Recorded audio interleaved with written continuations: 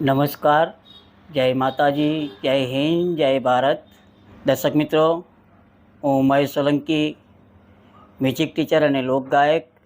આપ સર્વ મારા દર્શક મિત્રોનું અમારી ચેનલને સબસ્ક્રાઈબ કરી અને અમારી ચેનલના સદસ્ય બન્યા છે તેવા સર્વ અમારા વાલા દર્શક મિત્રોનું અને અમારી સાથે ઓનલાઈન અને ઓફલાઈનમાં જોડાયેલા અમારા સર્વ મહાનુભાવોનું હું મારી યુટ્યુબ ચેનલ MS સોલંકી અને અમારા મ્યુઝિક ક્લાસ શિવમ મ્યુઝિક ક્લાસમાં ખૂબ ખૂબ હાર્દિક સ્વાગત કરું છું. મિત્રો, આજે જે અમારા મિત્રો અમારી સાથે ઓનલાઈન અને ઓફલાઈનમાં જે જોડાયા છે અને તેમને હું ભણાવું છું ત્યારે જે પ્રશ્નો બન્યા છે, જે એમને મૂંઝવણ પડી રહી છે, જેમને કોઈ પણ તકલીફો થઈ રહી છે ગાવામાં, શીખવામાં, તે કેમ થઈ રહી છે એનો પૂરતો અભ્યાસ કરી અને આજે હું એક અગત્યની માહિતી લઈને આવ્યો છું. મિત્રો, જે દર્શક મિત્રો હાર્મોનિયમ સાથે ગાવાનું શીખી રહ્યા છે અને તેઓને સ્પીડથી હાર્મોનિયમ વગાડતા નહીં ફાવતું અને મુશ્કેલી પડી રહી છે, ગાય છે તો હાર્મોનિયમ સાથે નહીં ગાઈ શકતા અને વગાડે છે ત્યારે તેઓ ગાઈ નહીં શકતા. તો આવા બધા પ્રશ્નો જે થઈ રહ્યા છે એ મોટાભાગે દરેક વ્યક્તિઓને જ્યારે શીખતા હોય ત્યારે થાય છે. તો એના માટે તો મિત્રો ખૂબ જ એક અગત્યની માહિતી આજે હું આપવા જઈ રહ્યો છું. પહેલાં તો એક સામાન્ય બાબત હું આપને કરી રહ્યો છું કે આપણે કોઈ પણ વસ્તુ ચલાવવી છે, કોઈ પણ વસ્તુ શીખવી છે, તો આપણે એ વસ્તુ કેવી રીતે બની છે, એનો વૈજ્ઞાનિક સિદ્ધાંત શું લાગ્યો છે, વૈજ્ઞાનિક કયા સિદ્ધાંત ઉપર એ વસ્તુ બની છે, એ સિદ્ધાંતને આપણે સમજવો પડે. જેમ કે આપણે એક બાઇક ચલાવી છે અને એને શીખવી છે, તો આપણને પહેલાં બાઇકનો ક્લચ, એક્સિલેટર, બ્રેક, કિક આ દરેક વસ્તુની સમજણ આપણને આપવામાં આવી રહી છે અને પછી સમજ્યા પછી આપણે બાઇક ચલાવીએ છીએ. તો એ રીતે આજે આપણે આ હાર્મોનિયમ ચલાવવાનું છે આપણે. તો હાર્મોનિયમ જ્યારે બન્યું ત્યારે એના પણ કંઈક સિદ્ધાંતો હોય છે. મિત્રો, હાર્મોનિયમ કયા સિદ્ધાંત ઉપર બન્યું છે તેની બાબત આ થોડી કરું અને પછી આગળ આપણે અને આ સિદ્ધાંત મિત્રો સમજવો પડશે, આપને ખરેખર સમજવો પડશે. બહુ સુંદર રીતે હાર્મોનિયમ સ્પીડથી વગાડીને ગાવા માટે આ સિદ્ધાંત સમજો.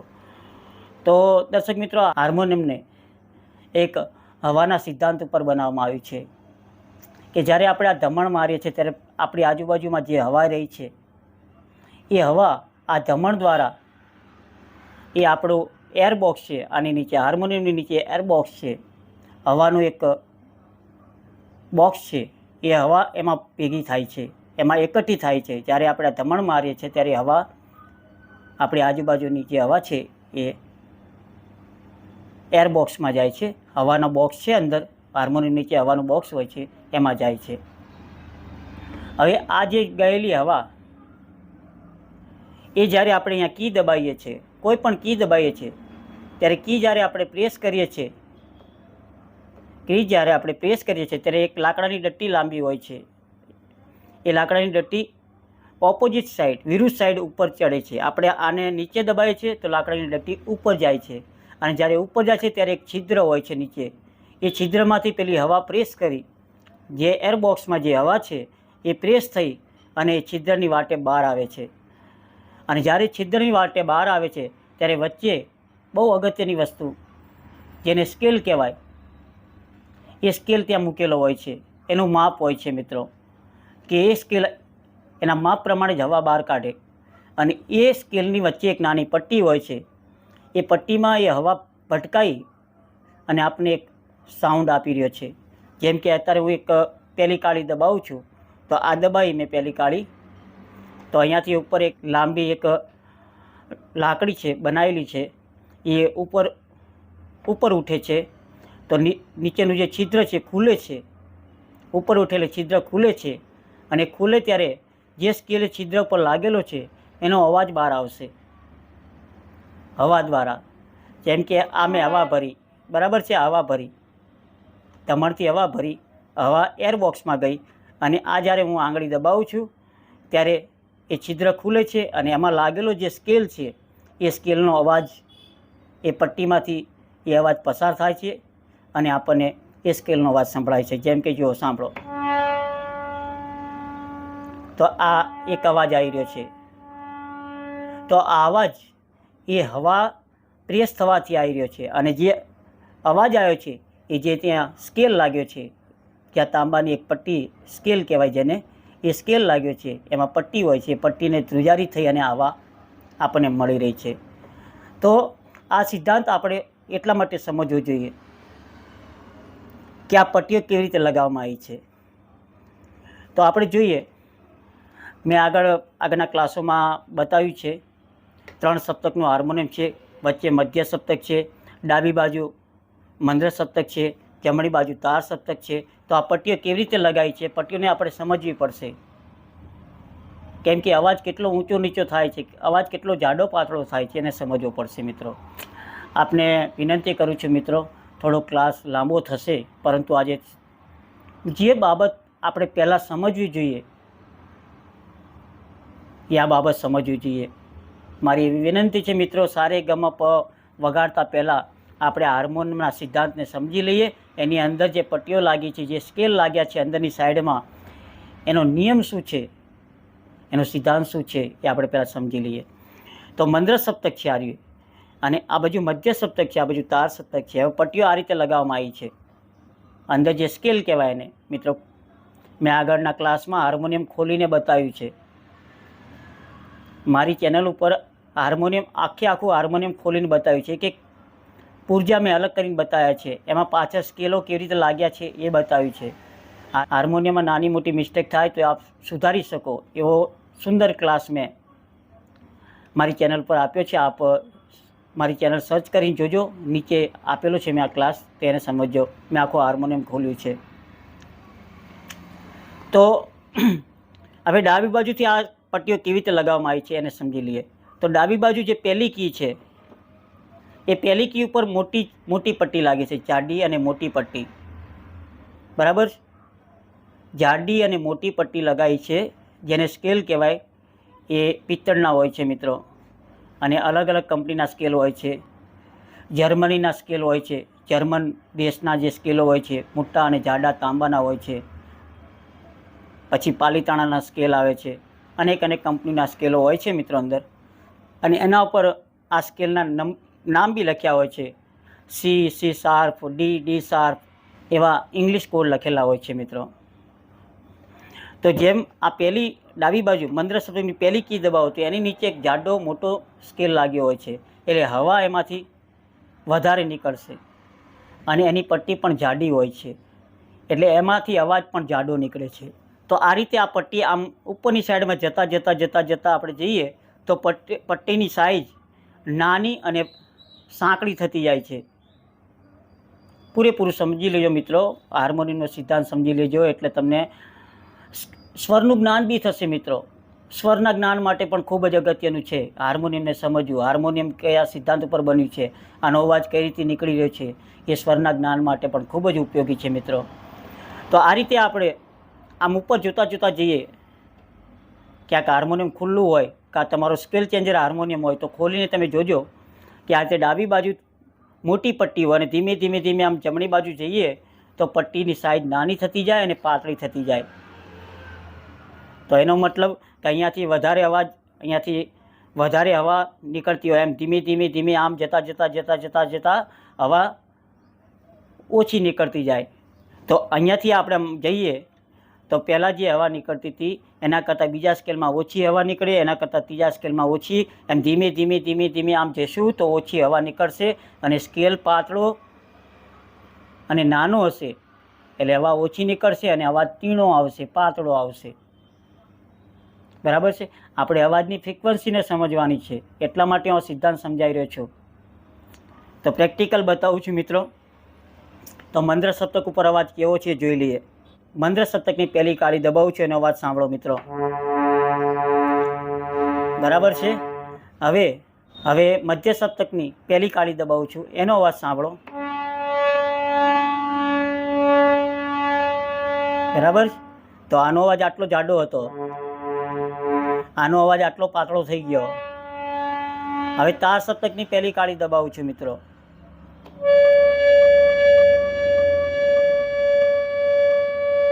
તો કેટલો ફરક પડે છે જો.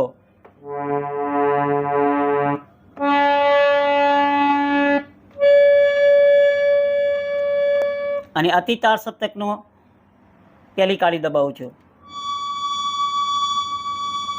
આ મારું હાર્મોનિયમ 3.25 સપ્તકનું છે, એટલે અતિ તાર સપ્તક કહેવાય. અહીંયા એની એક કી આપી છે અહીંયા, તો એને પણ દબાવું છું. તો દરેક સપ્તકની પહેલી કાળી હું દબાવું છું. તો અવાજ સમજો મિત્રો. તો સમજાવ્યું મિત્રો. આ રીતે આનો અવાજ ઉપર જઈએ એમ પાતળો થતો જાય છે. હું બધા સ્કેલ દબાવીને હવે તમને બતાવું છું. આ જાડો છે એકદમ, પછી એનાથી ઓછો જાડો થશે, પછી એનાથી ઓછો થશે,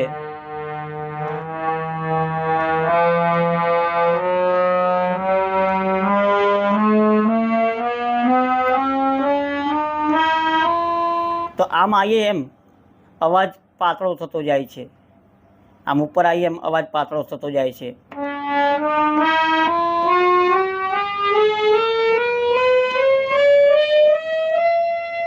તો જો પાતળો થતો જ જાય છે.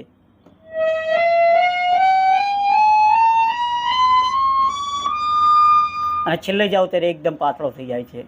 તો જ્યારે આપણે હાર્મોનિયમ પ્લે કરીએ છીએ ત્યારે અવાજને સમજવાનો છે કે આપણે જે કી દબાવી છે, કમ્પોઝિશનમાં જે સ્વર લખ્યો છે, ગ લખ્યો છે, કોમળ ગ લખ્યો છે, મ લખ્યો છે, ની લખ્યો છે, કોમળ ની લખ્યો છે, અને આપણા હાર્મોનિયમમાં એ કી ક્યાં છે એ કીને સાંભળવાની છે મિત્રો. એ કીને બરાબર સાંભળો કે અવાજ કેવો છે, કેટલો જાડો કે કેટલો પાતળો છે. એની સાથે અવાજને આપણે મિલાવવાનો અને એની સાથે શબ્દ ગાવાનો છે. તો આજે આ બાબત કરી મેં અત્યારે હાર્મોનિયમના સિદ્ધાંતની. હવે હાર્મોનિયમ પ્લે કઈ રીતે કરવું? કોઈક વસ્તુ આપણે ચલાવી છે તો એનો નિયમ હોવો જોઈએ ને, કે એને સાચવવું જોઈએ. ખોટા નિયમથી આપણે વગાડીએ તો વસ્તુ બગડી જાય. ગમે ત્યારે આપણે બ્રેક મારીએ, ગમે ત્યારે આપણે એક્સિલેટર આપ કરીએ ગાડીને, તો ગાડી બગડવાના ચાન્સ વધી જાય, જલ્દી ગાડી બગડી જાય. તો નિયમ આનો આવો છે મિત્રો કે આપણે કેવી રીતે આ હાર્મોનિયમનો ઉપયોગ કરશું, કેવી રીતે વગાડશું. બરાબર છે? તો આ પણ ઘણા પ્રશ્નો હોય છે મિત્રો કે સર અમારા હાર્મોનિયમમાં અવાજ નથી આવતો. તો જો હાર્મોનિયમમાં અવાજ ના આવતો હોય મિત્રો તો એરબોક્સ લીકેજ છે, કાં ધમણ લીકેજ થયેલી છે, એરબોક્સમાં હવા નથી પૂરી રહેતી, ત્યાંથી હવા નીકળી જાય છે. તો હાર્મોનિયમની હવા ટાઇટિંગ કરાવો. એના માટે જે હાર્મોનિયમ રિપેરિંગ કરે છે તેઓ ધમણને અને અંદરના એરબોક્સના કંઈ ખામી હોય તો એને પેક કરે છે અને હવા ટાઇટિંગ કરે છે. તો કેટલી વાર હોય છે, હું પોતે પણ ગાવા જઉં છું ત્યારે જોઉં છું હાર્મોનિયમ જૂના હોય તો મારે ધમણ ખૂબ જ મારવી પડે. તો હવે ધમણ કેવી રીતે મારવી, કેટલી મારવી, એ અગત્યનું છે મિત્રો. આજે હવા સરસ ટાઈટ હોય, નવું હાર્મોનિયમ હોય, હવા ટાઈટ હોય તો પણ આપણે જોરથી ધમણ મારીએ તો એ ખોટું છે મિત્રો. તો પહેલાં ધમણ મારીને હવા કેટલી ટાઈટ છે એ જોવી પડે મિત્રો. તો જો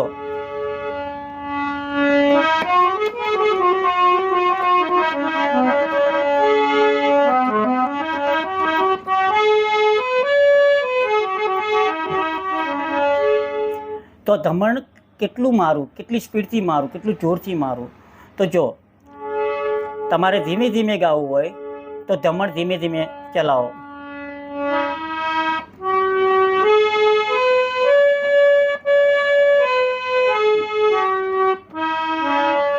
તો ધીમે ધીમે ગાવા માટે આપણે ધીમે ધીમે ધમણ માર્યું. અને સ્પીડમાં ગાવું હોય તો સ્પીડમાં ગાઈશું તો હવા બી જલ્દી નીકળશે. તો હવા જલ્દી નીકળશે તો હવા આપણે જલ્દી બીજી નાખવી પડશે અંદર. તો હવે સ્પીડમાં વગાડું છું.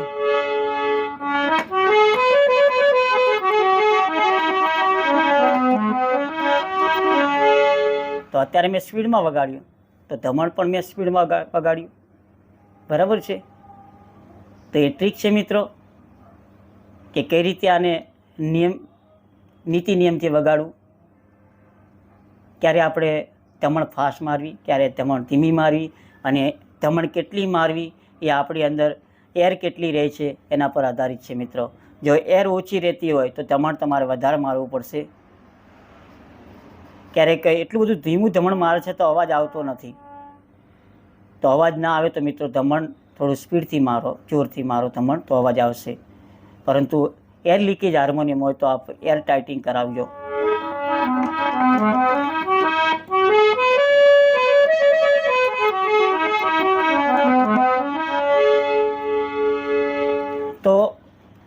બીજી વસ્તુ મિત્રો કે અહીંયા હાર્મોનિયમની આગળ કાળા બટનો આપ્યા હોય છે, કાળા ડટ્ટા આપ્યા હોય છે મિત્રો, બરાબર છે. નાના અને મોટા બે સાઈડના ડટ્ટા આપ્યા હોય છે મિત્રો, નાના અને મોટા. તો તમારે શું કરવાનું, પહેલાં મોટા બે ડટ્ટા ખોલવાના અને હાર્મોનિયમ વગાડવાનું. તમને સંતોષકારક હાર્મોનિયમ લાગતું હોય તો શક્ય ત્યાં સુધી બે ડટ્ટા ખોલો, એટલે હવા અંદર વધારે રહેશે. અને જરૂર પડે તો ત્રીજો ડટ્ટો ખોલો, બરાબર છે. અને આ મોટા ડટ્ટા ખોલવાના હાર્મોનિયમ ચલાવવા માટે. નાના ડટ્ટા મિત્રો એ ફિક્સ સ્કેલ માટે હોય છે, એમાં એક ફિક્સ સ્કેલ વાગ્યા જ કરે. આપણે પ્લે ના કરીએ તો પણ એક સાઉન્ડ આવ્યા જ કરે, એક ફ્રીક્વન્સી ફિક્સ એક અવાજ આવ્યા જ કરે. એ નાના ડટ્ટા હોય છે, નાના બટન, એના માટે એ ફિક્સ સ્કેલનો ડટ્ટો હોય છે, તો એને ખોલવાના નથી.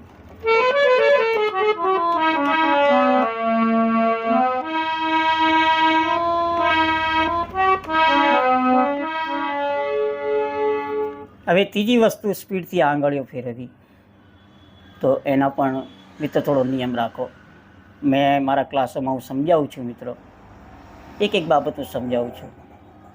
તો સ્પીડથી હાર્મોનિયમ ચલાવવા માટે મિત્રો આપણે જે આપણા હાથ છે એ હાથ આ રીતે રાખો મિત્રો, આ રીતે રાખો, આમ નહીં. જે આપણે આંગળીઓ ચલાવી છે ને એ આમ નહીં ચલાવવાની, એક આમ નહીં ચલાવવાની, આમ ચલાવવાની. આ રીતે આંગળીઓ ચલાવવાની. તો કહેવાનો મતલબ કે હાથ આ રીતે આંગળીઓ આમ ગોળ રાખો, આ રીતે ગોળ રાખવાની છે આંગળી મિત્રો, આ રીતે ગોળ રાખવાની છે, આમ નથી રાખવાની. સા રે ગ મ પ આ રીતે નહીં, આ રીતે રાખવાની, સા રે ગ મ પ આ રીતે રાખવાની છે, બરાબર છે. હું બતાવું છું પ્રેક્ટિકલ કરીને. તો જે નવા દર્શક મિત્રો છે તેઓ આંગળીઓ આ રીતે રાખે છે, આ રીતે સીધી રાખે છે, આ રીતે સીધી પણ રાખે છે અને ટાઈટ પણ રાખે છે. મારા ક્લાસોમાં હું ભણાવું છું ત્યારે બધું જોઉં છું. અને જે પ્રશ્નો છે લોકોના કોમેન્ટ બોક્સ ઉપર પણ જે પ્રશ્નો છે ને મારા ક્લાસોમાં પણ જે પ્રશ્નો છે એના પર હું આ બધી બાબત કરી રહ્યો છું મિત્રો. તો આ રીતે ટાઈટ હાથ રાખે છે. તો પહેલાં સમજી લો મિત્રો, આ ખંભાથી, કોણીથી અને કાંડાથી દરેક જગ્યાએથી હાથ એકદમ ઢીલો રાખો, એકદમ ઢીલો, બિલકુલ વજન નહીં, બિલકુલ ભાર નહીં, એકદમ આંગળી ઢીલી રાખો, આમ જરાય કડક નહીં કરવાની, ઢીલી એકદમ રાખો, આમ વાંકી રાખો, બરાબર છે. અને આ રીતે હાથ મૂકો. જો મિત્રો, ખોટી રીત બતાવું, સાચી રીત બતાવું. આ ખોટી રીત છે મિત્રો. આંગળીઓ કડક રાખવાની, આ બધી આંગળીઓ કડક હોય, હાથ બી કડક હોય, એ રીતે નથી રાખવાનો. હાથ એકદમ ઢીલો રાખવાનો અને આંગળી આ રીતે વાંકી રાખવાની છે મિત્રો, આ રીતે વાંકી આમ. અને આપણો આ જે આગળનો ટેરવો છે એ ટેરવાને અડાડવાની છે મિત્રો. આખા ટેરવાને અડાડવાનું નથી, આગળનો જે ભાગ છે આપણે આંગળીનો એને અડાડવાનો આ રીતે, એટલે આંગળી વાંકી રહેશે. આ રીતે અડાડશો તો આખો ટેરવો અડશે, આ રીતે અડાડવાનું છે, બરાબર. અને પછી આ રીતે રેલો. જો આંગળી મારી વાંકી જ છે, એકદમ ઢીલી આંગળી છે. સા રે સા રે સા રે, આ રીતે એકદમ ઢીલું રાખો. સા રે સા રે. અને જો નખ મોટા હોય મિત્રો, ટેરવા કરતાં નખ મોટા હોય તો નખ અડાડો, કંઈ વાંધો નહીં, નખથી વગાડો. સા રે સા રે સા રે સા રે સા રે સા રે. અને નીચે નીચે આપણો અંગૂઠો છે તો ની અહીંયા આપી દો નીચે.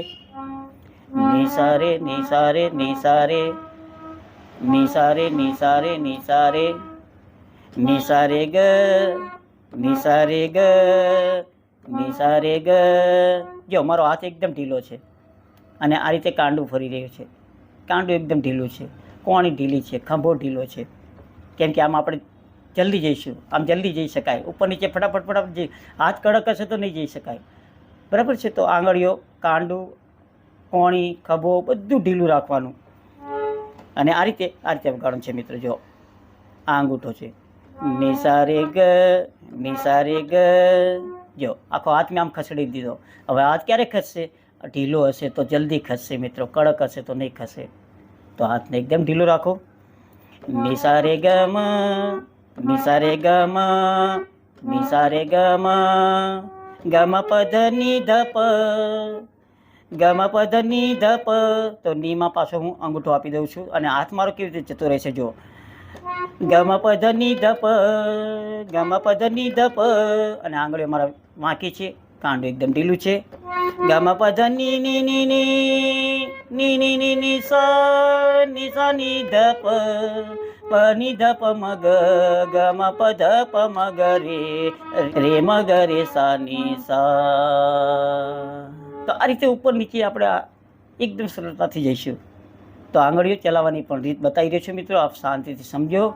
વારંવાર ના ખબર પડે તો વિડીયોને પોઝ કરી અને પાછો તમે રિવર્સ કરીને વારંવાર સમજો. ખૂબ જ અગત્યની માહિતી છે મિત્રો.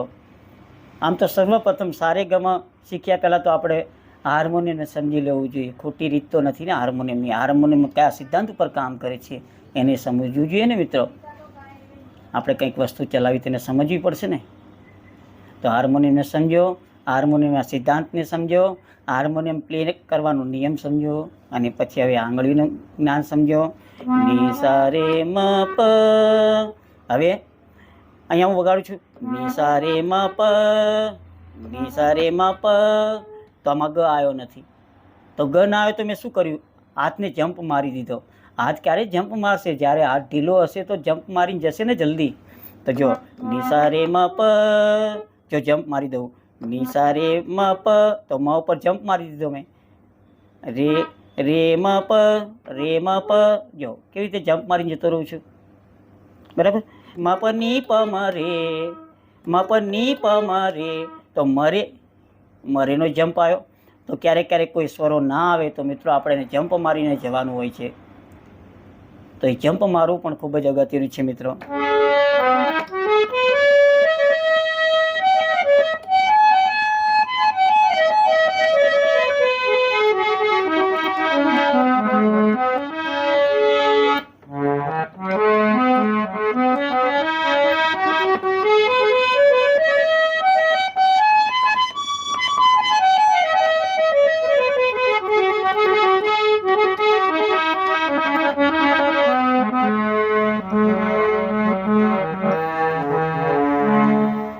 અને મુશ્કેલીઓ ક્યારે પડે મિત્રો? જ્યારે કોઈ વચ્ચે સ્વર ના આવતો હોય, એમાં ગ ના આવતો હોય ત્યારે ખૂબ જ મુશ્કેલી પડે છે. મેં પ્રેક્ટિકલ બધા અભ્યાસ કર્યા છે, કેમ કે હું બી તમારા લેવલથી આવેલો છું. હું પણ 0 લેવલથી અહીંયા આવ્યો છું મિત્રો. અને મેં મારા જાતે ખૂબ જ અભ્યાસ કર્યા. મેં ફિઝિકલી અને સાયકોલોજીકલી દરેક પ્રકારના અભ્યાસ કર્યા કે મન ઉપર શું અસર થાય છે અને બોડી પર શું અસર થાય છે. તો હું માનસિક રીતે અને શારીરિક રીતે દરેક બાબત ઉપર હું ધ્યાન આપી અને આપને મારા અનુભવથી હું આપણે સમજાવ્યો છું કે જ્યારે ગ ના આવતા હોય અને સારે મ પ ની સા, જેમ કે સારંગોના રાગ છે, મધમાસ સારંગ, વૃંદાવની સારંગ. તો આવા જે રાગો છે જેમાં ગ ના આવતો હોય તો એમાં જમ્પ મારવાનું આવે છે મિત્રો. બરાબર છે. તો આ જ્યારે આવો જમ્પ મારવાના આવે ત્યારે આપણે કઈ રીતે જમ્પ મારવું? તો જમ્પ મારવા માટે અગત્યની વસ્તુ છે મિત્રો, હાથને હળવો રાખો. બસ હાથને હળવો રાખો એટલે તરત જ જમ્પ મારીને જતા રહીશો. અહીંયા 4 સફેદથી બતાવું છું મિત્રો કે 4 સફેદમાં કેવી રીતે કરવાનું.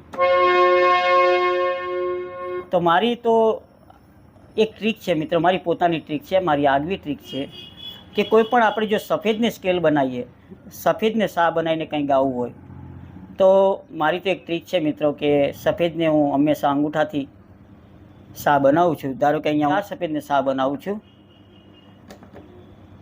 તો અંગૂઠો પહેલાં લઉં છું, આંગળી નહીં લેતો, અંગૂઠો લઉં છું પહેલાં કે મારી બધી આંગળીઓ આગળ જવા માટે તૈયાર થઈ જાય. જો બધી આંગળીઓ ખુલ્લી છે મારી કે આમાં આગળ જવા માટે તૈયાર થઈ જાય. તો આપને ફાવે તે રીતે કરો. સા રે ગ મ પ ધ ની સા ની ધ પ મ ગ રે સા. સા રે ગ મ પ ધ ની સા ની ધ પ મ ગ રે સા. તખમાજ. તો આટલી સ્પીડથી મેં વગાડી. તો અંગૂઠો સફેદ ઉપર રહેશે તો મજા આવશે મિત્રો. અને બીજી વસ્તુ હું તો આપણે ખૂબ જ સીધી વાત કરું છું મિત્રો કે આપણે ભણતા હોય ત્યાં સુધી એ નિયમો હોય બધા, પણ જ્યારે પ્રેક્ટિસ થઈ જાય આપણને, તો જ્યારે હું લાઈવ પ્રોગ્રામમાં ગાતો હોય ત્યારે જે મારા સ્વરો આવે એમાં ફટાફટ જે મારી કોઈ આંગળી આવી ગઈ એ આંગળી લઈને નીકળી જાઉં છું. તો એના માટે તો મારા હાથને એકદમ લૂઝ રાખવો જ પડે ને મિત્રો. તો હાથને લૂજ રાખો મિત્રો. ખંભાથી, કોણીથી અને કાંડાથી આંગળીઓ, અંદર જે આંગળીના જોઈન્ટ છે એને પણ લૂજ રાખો મિત્રો, તો જલ્દી સ્પીડ આવશે આંગળીઓ પર. આજે આ ખૂબ જ અગત્યની બાબત મેં તમારી સમક્ષ કરી. જે હાર્મોનિયમ ખોલી અને પહેલા દિવસે જે સમજવું જોઈએ એ બાબત આજ મેં કરી છે મિત્રો. આમ તો મારે આ પહેલાં કરવી જોઈએ પહેલાં જ ક્લાસમાં, પરંતુ જ્યારે બધાના પ્રશ્નો આવતા ગયા ત્યારે મને ખબર પડી કે મારે પહેલાં હાર્મોનિયમને સમજાવવું પડશે. એનો વૈજ્ઞાનિક સિદ્ધાંત, સાયન્ટિફિક પ્રિન્સિપલ શું છે આનો, એને મારે સમજાવવું પડે. તો આજે મેં મિત્રો હાર્મોનિયમનો વૈજ્ઞાનિક સિદ્ધાંત, હાર્મોનિયમને ચલાવવા માટેના નિયમો અને આંગળીઓ સ્પીડથી કઈ રીતે ચલાવી એ ત્રણેય બાબત બતાવી છે મિત્રો. આ બાબતના ફોલો થઈ અને આપ આગળ ક્લાસ જોતા રહો અને કરતા રહો, ભણતા રહો મિત્રો. ખૂબ જ આગળ વધો એવી ભગવાનને પ્રાર્થના કરું છું અને વિરમું છું. નમસ્કાર, જય માતાજી, જય હિન્દ, જય ભારત.